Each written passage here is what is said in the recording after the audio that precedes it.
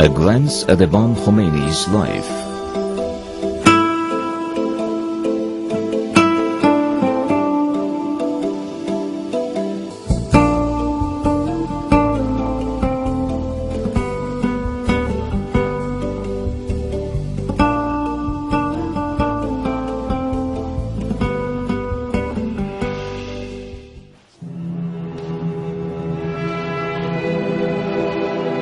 Sayyid Ruhollah Khomeini, leader of the Islamic Revolution and founder of the Islamic Republic of Iran, was born on September 23, 1902, to a religious family in Khomein in central Iran. When he was 5 months old, his father, Sayyid Mustafa, was martyred, and his mother took care of him until he became a youngster. He was also reared by his pious paternal aunt. He lost his mother when he was 15. The same year he began learning Persian literature and taking courses in theology from his older brother, Morteza Pasandide, and some other masters in these fields. He went to the Arak Seminary School in 1919 and left there for Qom 3 years later. Qom was famous for its seminary school, and there he achieved great success in his study of theology, and was educated in the advanced levels of theology by prominent masters. His main educators included Sheikh Abdul Karim Ha'iri Yazdi in Islamic jurisprudence and theology, Sheikh Ali Akbar Yazdi in astronomy, and Sheikh Muhammad Ali Shahebadi in mysticism. Imam Khomeini married at 27 when he was one of the leading educators at the Qom Seminary School. During the years he was studying and teaching, specific important developments took place in Iran and the world. These events included the fall of the Qajar dynasty, the rise to power of Reza Khan and the Pahlavi regime, the outbreak of World War II and the subsequent presence of foreign military forces in Iran, forcible prohibition of the wearing of the veil and the Islamic dress code, the late Modarresist struggle against Reza Khan, severe suppression of the clergy and religious manifestations in Iran, the visible rise of Marxism, the fall of Reza Khan, and the stormy years following September 1941, and the oil nationalization movement led by Ayatollah Kashani and Dr. Mossadegh. The experiences gained through all these developments helped Imam Khomeini during the period he led the struggle against the Shah's regime.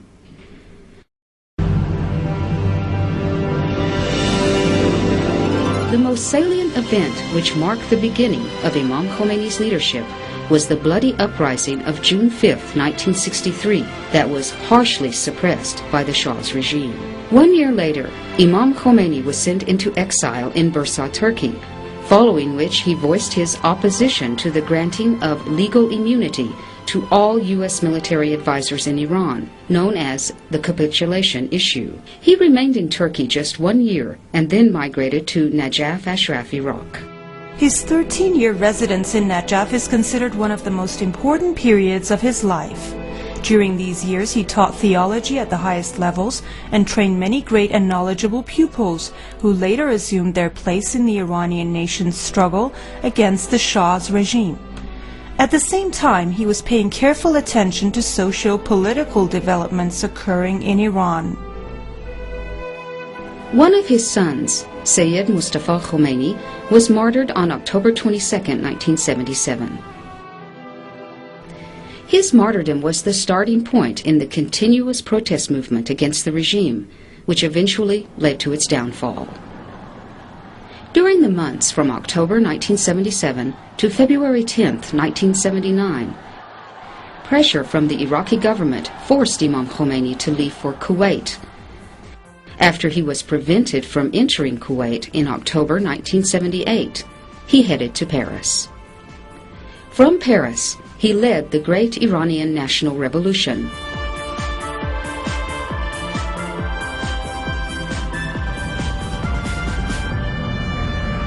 Finally, he returned to Iran, his homeland, on January 31, 1979, to an emotional and earnest welcome from the people. 10 days later, on February 10, 1979, after the collapse of the ruling regime, he established the Islamic Republic of Iran by the people's vote.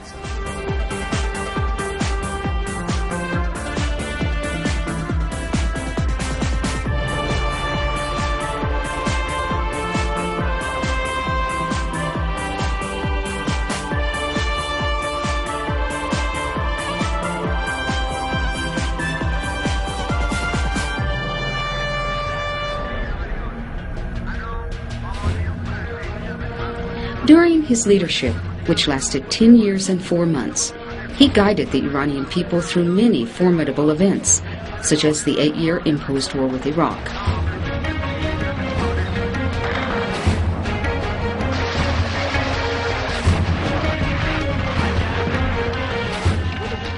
Imam Khomeini died on June 3, 1989, at the age of 87, at the height of his popularity.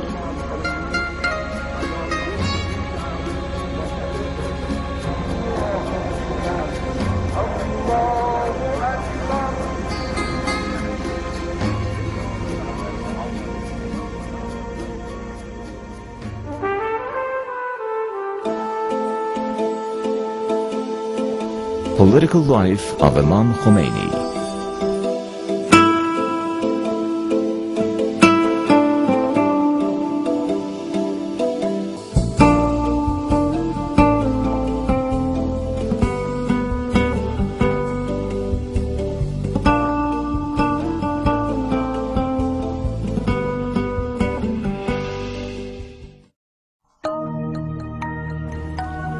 Two groups of people have always influenced the political arena: spectators and those who play a role in this arena. Imam Khomeini was not only an astute observer and thoughtful analyst, but he was also one of the most important political figures of the 20th century. When he was a child, his father was martyred by local tribal chiefs, and he observed the battle between truth-seeking men and agents of the tribal chiefs. Of these times, he said, Maybe none of you remember this kind of disorder, but when we were children, we experienced these events in our hometown. When I was a child, I had a gun and I could shoot. The most important political events which affected the Imam began from the eclipse of the Qajar dynasty and the beginning of Reza Khan's reign. These included the consolidation of Reza Khan's power and the beginning of the Pahlavi regime, disputes among the members of the national parliament, suppression of the clergy and religious institutions, Ayatollah Modarres's campaign against the regime, prohibition of the Islamic dress code, severe isolation of the clergy and their withdrawal from political activities, the advent of World War II and the presence of Allied forces in Iran, and the downfall of Reza Khan and the subsequent happiness of the Iranian people.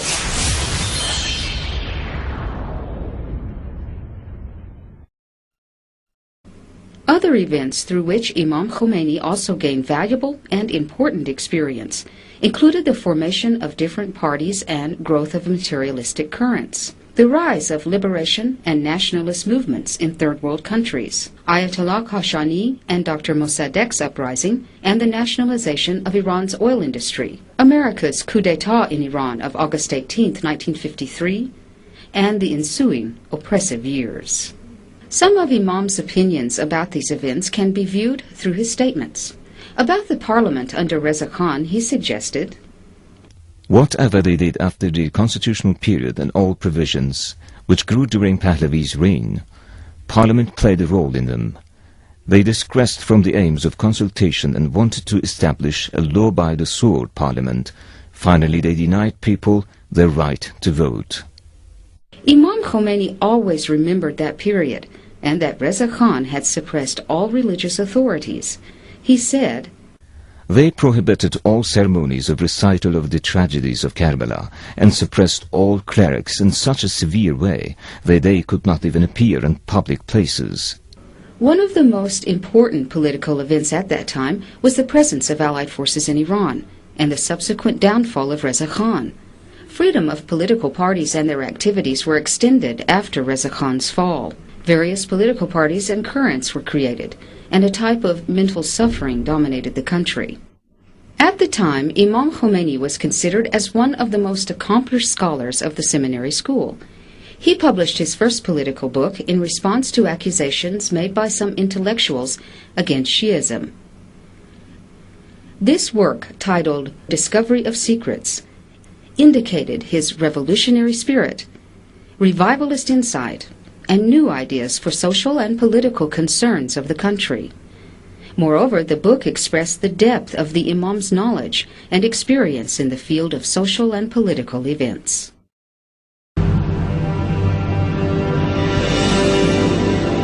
Beginning in 1950, with the advent of the National Front led by Dr. Mossadegh and Ayatollah Kashani's presence in the Iranian political scene, a new horizon came into existence whose most important achievements were the nationalization of the oil industry and fracture of Iran's relations with Britain, Mossadegh's coming to power, and the Shah's flight from the country. But the bloody coup on August 18, 1953, masterminded by the CIA in collusion with some domestic elements, was a big setback for the Iranian nation. After that, Iranians endured 25 years of indescribable strangulation and despotism. 10 years after the 1953 coup, the revolt on June 4, 1963, led by Imam Khomeini, was the first and strongest blow to the foundation of Mohammad Reza Pahlavi's regime. In fact, this revolt expressed popular objection to the Bill of Provincial Councils, in which Islamic principles had been clearly violated. The revolt was severely suppressed by the government's agents, and a large number of people were killed in various cities throughout the country, and Imam Khomeini was for a time placed under arrest. In 1964, the bill of enacting legal immunity for all Americans living in Iran was approved by the parliament. On October 25, 1964, Imam Khomeini delivered a speech against the bill and the ruling regime. The Imam was sent into exile by agents of the regime to Bursa, Turkey on November 3, 1964, after delivering this speech and publishing a declaration on its contents. Imam Khomeini stayed in Turkey for 1 year and was sent to Najaf, Iraq, where he lived for 13 years. During these years, Imam Khomeini found the chance to gain more experience and deepen his relations with different classes of people. Several events happened in these years which made the conditions ripe for revolution. These included the people's increasing affinity for Imam Khomeini's guidance and their compliance to his teachings and declarations, the Shah's despotism and intolerance and restriction of individual and social freedoms, dissemination of Western culture and neglect of religious culture on the part of the government, advent of new movements in thought such as those launched by Dr. Shariati and martyr Muntahari. With the martyrdom of Imam Khomeini's eldest son, the process of the Islamic Revolution began, resulting in the triumph of the revolution on February 10, 1979, and the collapse of the Shah's dictatorial regime. The immigration of Imam Khomeini from Najaf to Paris, in the heart of Western civilization, in November 1978, when he was 78 years old, was a turning point in his life, which disclosed his revivalistic thoughts. من دعاگوی شما هستم، من خدمتگزار شما هستم، من صلاح حال شما را میخوام.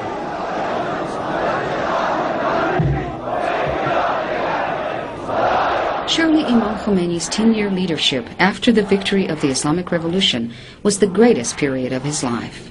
The Iranian nation was able to overcome many formidable events under the guidance of the great leader. Some of these events included the imposed 8-year war against Saddam's regime, various attempted coups and conspiracies, many cases of assassination by terrorist groups, some internal disputes, separatist movements in some parts of the country, and the alliance of the Eastern and Western superpowers against the Islamic Revolution.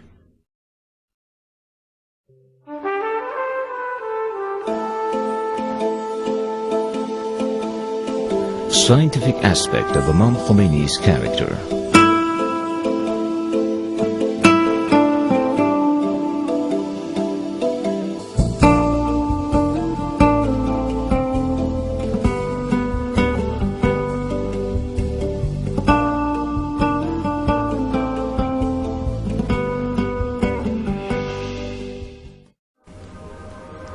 Among the prominent personalities of the 20th century, Imam Khomeini is considered one of the most remarkable due to his multidimensional characteristics. His scientific dimension constitutes one of the most important aspects of his character. He was one of the most famous, authentic, and influential religious authorities of his age, and one of the most knowledgeable scholars of the seminary school of Qom during his middle-aged years. Some important examples of Imam Khomeini's scientific character include 13 years of teaching in Najaf, which was the base of the most prominent seminary schools in the world, educating many knowledgeable clerics, compilation of several valuable works, and articulating a number of fresh ideas and presenting new horizons in political and religious arenas. Imam Khomeini was qualified on the elucidation of divine law and theological matters when he was young.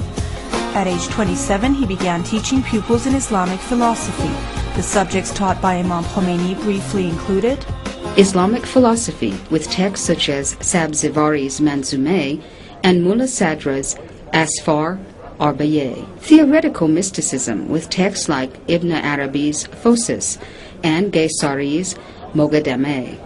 Practical mysticism, ethical lessons, Manzel o Saririn, and explanation of the Hadith, reason and ignorance, jurisprudence and theology, high levels of such courses. The Imam began compiling books when he was young. At 27, he wrote 2 books about mysticism in Arabic. Also on mysticism, Imam Khomeini wrote a number of other books, including The Secret of Prayer, Rules of Prayer, Mesbah ul-Azam, and The Great Jihad. He also compiled Discovery of Secrets in the early 1940s, which is indeed his first political work. His lectures on the tutelage of jurisprudence, which were published as a book later on, carry his jurisprudential and theological views on the theory of the tutelage of jurisprudence and the governmental consequences of such a theory.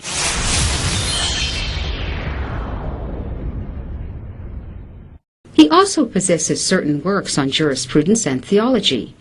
He trained many great pupils, each of whom played a crucial role in the process of the Islamic Revolution and Iran's political and social life later on. Not only did he convey all his Islamic knowledge to his followers, but also he introduced many new ideas in jurisprudence and theology and created new insights in Islamic thinking.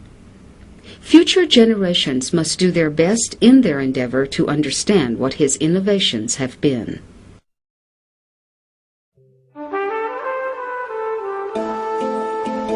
Cultural character and activities of Imam Khomeini.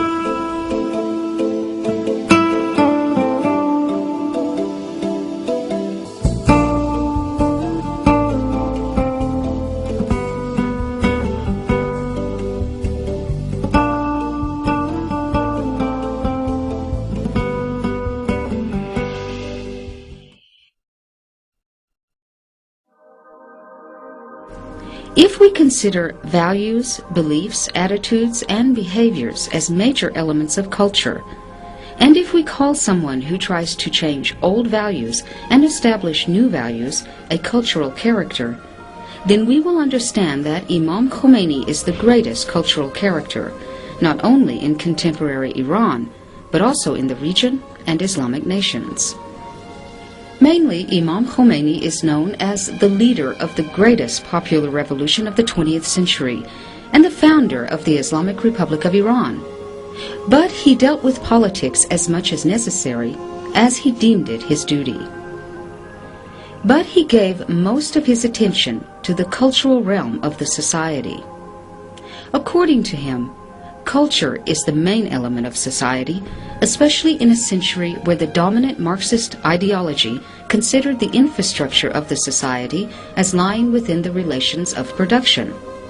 and other theories, while criticizing Marxism, did not take culture into account as the main variable. Imam Khomeini gave priority to culture because he believed in unlimited human abilities. He described human beings in the following way in February 1981. اساس عالم بر تربیت انسان است. انسان اساره همه موجودات است و فشرده تمام عالم است و انبیا آمدند برای اینکه این اساره بالقوه را بالفعل کنند و انسان یک موجودی الهی بشد که این موجود الهی تمام صفات حق تعالی در اوست و جلوه‌گاه نور مقدس حق تعالی است.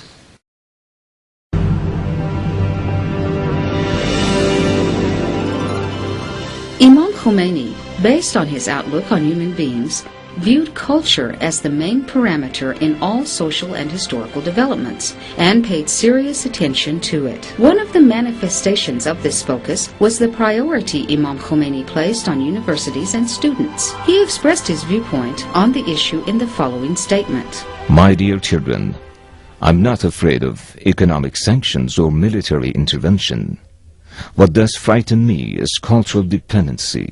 In fact, I am afraid of a colonial university. I am fearful of a university which trains our youngsters in a way that they serve the West. Although he was one of the most prominent and influential personalities of the time, he never imposed anything on the Iranian nation beyond their cultural framework. Imam Khomeini encouraged the people to remember their deep and rich cultural roots, which were forgotten because of westernization and the rule of despotic governments. He transformed a nation that endured years of tyranny and strangulation under the Pahlavi regime, and youngsters who were entangled in the culture of dependency, into a determined nation with brave and patriotic young people. It may be claimed that Imam Khomeini's greatest cultural service was to instigate change in the minds and hearts of the Iranian nation. During the first years after the victory of the Islamic Revolution, the Imam succeeded in changing the nation's thoughts by focusing on their abilities and self-reliance. Imam Khomeini, who was the perfect example of self-reliance and bravery, always invited people to foster such values. From the early days of the Islamic movement, Imam Khomeini insisted on the necessity of the presence of the people in political, economic, and cultural arenas, and considered the people as the essential pillar of power in the Islamic Republic of Iran. His famous statement that the criterion is the people's vote is a meaningful legacy that has closed the door to any autocratic thoughts. He was a logical man who defended the nation's freedom, both in theory and in practice. After a quarter of a century since the advent of the Islamic Revolution, Iranian intellectuals, relying on the valuable experiences of previous years, have reached maturity in their questioning, methods of investigation, and executive procedures. In today's Iran, democracy is interpreted as the major element in the country's political life, and people will reject anyone who disregards their freedom. All these improvements in the social arena have been obtained through this great man's efforts. At the end of this section, another aspect of Imam Khomeini's personality should be mentioned, which involves his role in the revival of Islamic thinking and Muslim nations. Anyone who wishes to study the contemporary history of Muslim nations should first explore the impact of Imam Khomeini's thoughts and actions on them. Imam Khomeini never assimilated Islamic thoughts with nationalism. To him, the Islamic Ummah, or nation, was an objective entity, and he frequently spoke of the problems facing this nation and the solutions for them.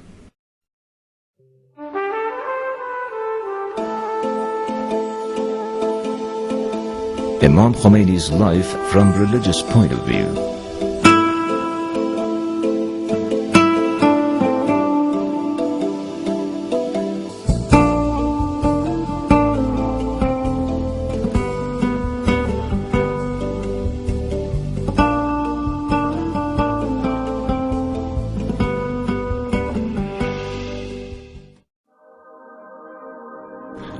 clergy, Imam Khomeini is a prominent and distinct figure. Although he studied in the seminary schools where many other clergy studied, and he spoke of the religion of which thousands of other clergy spoke, there are certain delicate points in Imam Khomeini's life which led this orphan boy from Khomeini and the seminary student in Iraq to become the greatest religious personality of his age. Although he was an industrious student and he was ordained in the clarification of divine law when he was young, he learned that theoretical knowledge was not sufficient. He always pointed at the necessity and importance of purification and holy war against strong passions, particularly with respect to the clergy. He suggested in this regard, If we do not change ourselves, we cannot rectify our country. Imam Khomeini was a religious person who did not see religion just on the margins of life, but in the center of life, and he always tried to remind Muslims of this point. One of his characteristics, his faith and belief in truth and divine promises, should be mentioned.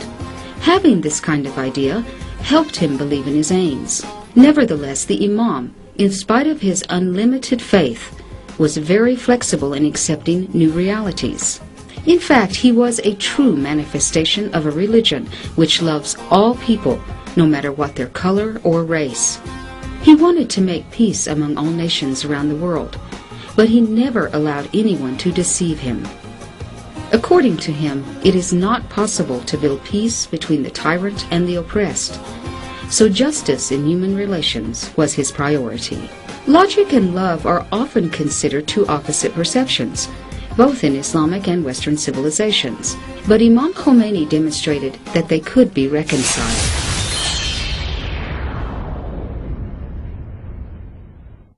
He was a rationalist philosopher and theologian, and the apparent master of rational sciences such as philosophy, principles of religion, and theoretical mysticism.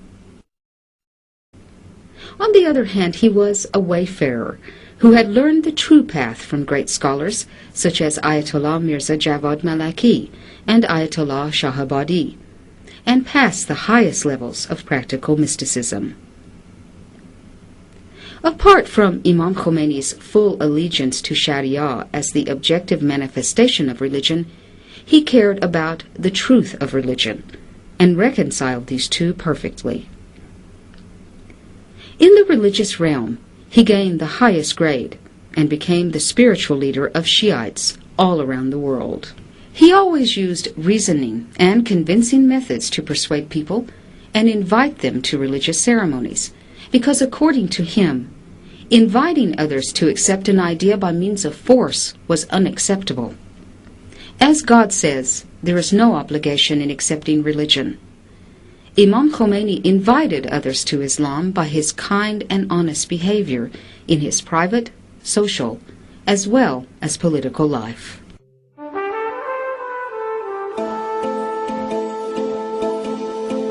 Imam Khomeini's morality.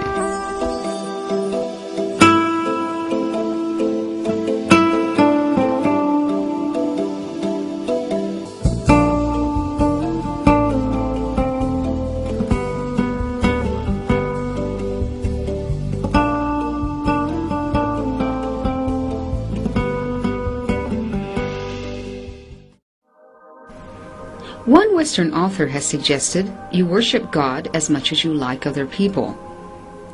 Given that criteria, it can be said that Imam Khomeini was a great pious man who loved all people and cared about their fates.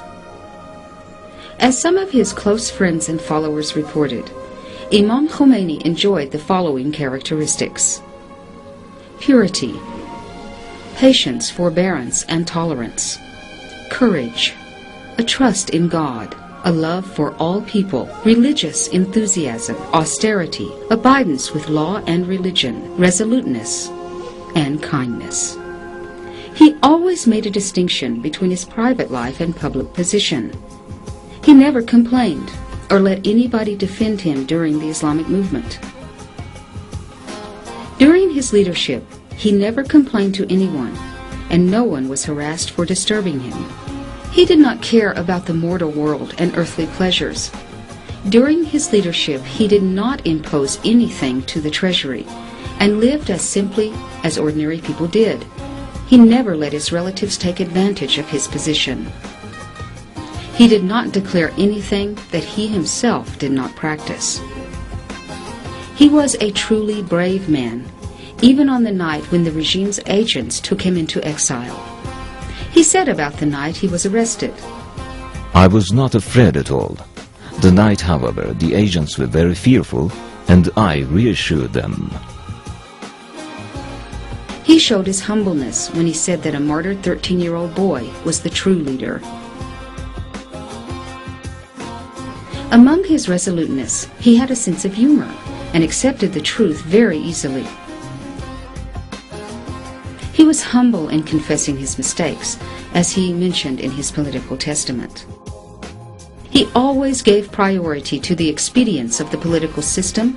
He possessed little property, and what he did own, he distributed among the poor. His simple words were very effective, and he expressed the most important messages in uncomplicated terms. He paid careful attention to his religious duties and practices, and political affairs did not prevent him from observing his religious and mystical prayers. Nothing could make him upset and angry, except violations of religious commandments. His decision about Salman Rushdie showed his religious perseverance.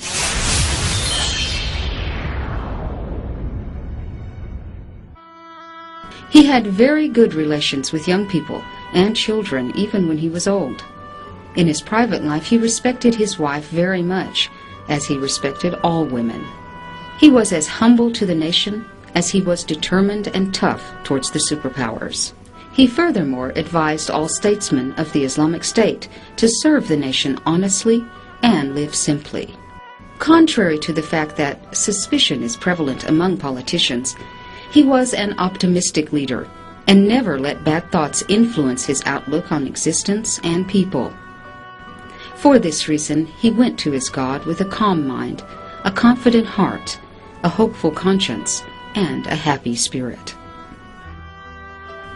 It is the God he loved throughout his life, and for whose sake he tolerated many difficulties, and he was highly eager to meet with his God.